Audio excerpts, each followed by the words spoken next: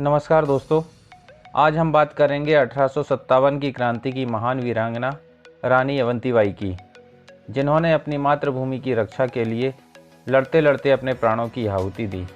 इनका जन्म 16 अगस्त 1831 को ग्राम मनकेहड़ी जिला सिवनी के जमींदार राव जुझार सिंह लोधी के घर हुआ था।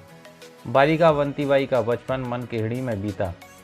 जुझार सिंह ने कन्या अवंतीबाई के बड़ा होने पर इनका विवाह राजकुमार विक्रमादित्य सिंह लोधी से तय किया। विक्रमादित्य रामगढ़ रियासत के राजा लक्ष्मण सिंह लोधी के पुत्र थे। 1850 ईस्वी में राजा लक्ष्मण सिंह के निधन के बाद राजकुमार विक्रमादित्य ने राजगद्दी संभाली। इनके और रानी अवंतीबाई के दो पुत्र अमान सिंह और शेर सिंह थे। दोनों राजकुमार अभी छोटे ही थे कि राजा विक्षिप्त हो गए। यह खबर सुनकर अंग्रेजों ने रामगढ़ राज्य पर कोर्ट ऑफ वार्ड्स की कार्रवाई शुरू कर दी और दो सरबराहकार नियुक्त कर रामगढ़ भेजा, जिन्हें रानी ने रामगढ़ से बाहर निकाल दिया। परंतु अचानक 1855 में राजा विक्रमादित्य सिंह की मृत्यु हो गई और राज्य की पूरी जिम्मेदारी रानी के कंधों पर आ गई। इसी समय राज्य रजवाड़ों को हड़पने की डलहौजी की नीति जोर शोर से चल रही थी। क्योंकि रानी अवंतीबाई के दोनों पुत्र अभी नाबालिग थे, इसलिए अपनी नीति के तहत अंग्रेजों ने रामगढ़ को अंग्रेजी शासन के अधीन लाने के प्रयास शुरू कर दिए। लेकिन इस समय तक अंग्रेजों की हड़प नीति का विरोध पूरे देश में शुरू हो गया था और 1857 की क्रांति महाकौशल तक फैल चुकी थी। महाकौशल में क्रांति का नेतृत्व गढ़ामंडला के 70 वर्षीय गौंड राजा शंकर शाह कर रहे थे। 18 सितंबर को अंग्रेजों ने राजा शंकर शाह और उनके पुत्र कुंवर रघुनाथ शाह को विद्रोह फैलाने के आरोप में अलग अलग तोपों से बांधकर उड़ा दिया, जिसका व्यापक विरोध हुआ। विरोध में आसपास के राजाओं जमींदारों के साथ रानी अवंतीबाई भी शामिल हुईं। रामगढ़ के सिपाहियों ने घुघरी थाने पर अधिकार कर लिया और मंडला जबलपुर मार्ग को नारायणगंज में बंद कर दिया, जिससे अंग्रेजों की टुकड़ियां मंडला और रामगढ़ की तरफ नहीं बढ़ सकीं। अब मंडला शहर को छोड़कर पूरा जिला अंग्रेजों से मुक्त हो गया था।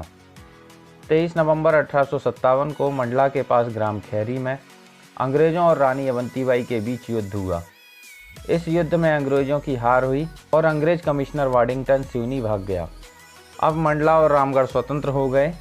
मंडला पर भी रानी अवंतीबाई का अधिकार हो गया।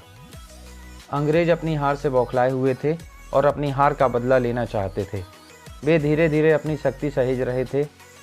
उन्होंने 15 जनवरी 1858 को घुघरी पर नियंत्रण कर लिया और मार्च में रामगढ़ को घेरकर उस पर हमला कर दिया। रानी की सेना अंग्रेजों की सेना से बहुत छोटी थी, फिर भी उन्होंने साहसपूर्वक अंग्रेजों का सामना किया। रानी परिस्थितियों को देखते हुए देवहारगढ़ की पहाड़ियों की ओर चली गईं और वहां से मोर्चा संभाला। अंग्रेजों की सेना रानी अवंतीबाई का पता लगाते हुए देवहारगढ़ की पहाड़ियों तक पहुंच गई।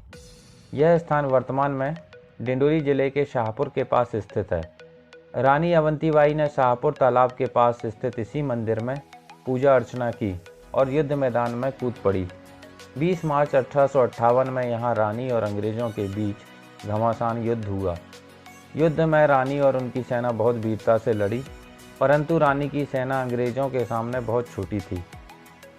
रानी अवंतीबाई ने अपने आप को अंग्रेजों से घिरता देख वीरांगना रानी दुर्गावती का अनुसरण करते हुए अपनी तलवार निकाली और अपने सीने में मारकर देश के लिए सर्वोच्च बलिदान दिया और इतिहास में सदा सदा के लिए अमर हो गईं।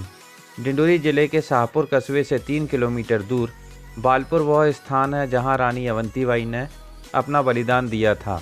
बालपुर में इस स्थान को रानी अवंतीबाई के बलिदान स्थल के रूप में संरक्षित किया गया है। इसी प्रकार रानी अवंतीबाई की कर्मभूमि ग्राम रामगढ़ वर्तमान में डिंडोरी जिला मुख्यालय से 23 किलोमीटर दूर अमरपुर विकासखंड के पास स्थित है। रामगढ़ में रानी अवंतीबाई का महल पूरी तरह खंडर हो चुका है और शासन द्वारा रानी की याद में यहाँ रानी अवंतीबाई की प्रतिमा लगाकर एक पार्क बनाया गया है। स्थानीय लोगों के अनुसार रामगढ़ में ही रानी अवंतीबाई की समाधि है, जो अब जर्जर अवस्था में है। रानी की याद में जबलपुर के पास पवित्र नर्मदा नदी पर बने बांध का नाम रानी अवंतीबाई के नाम पर रखा गया है।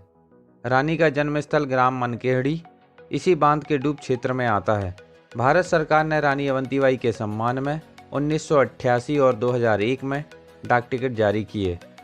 देश के लिए अपने प्राणों का बलिदान देने वाली रानी अवंतीबाई को हमारा शत शत नमन।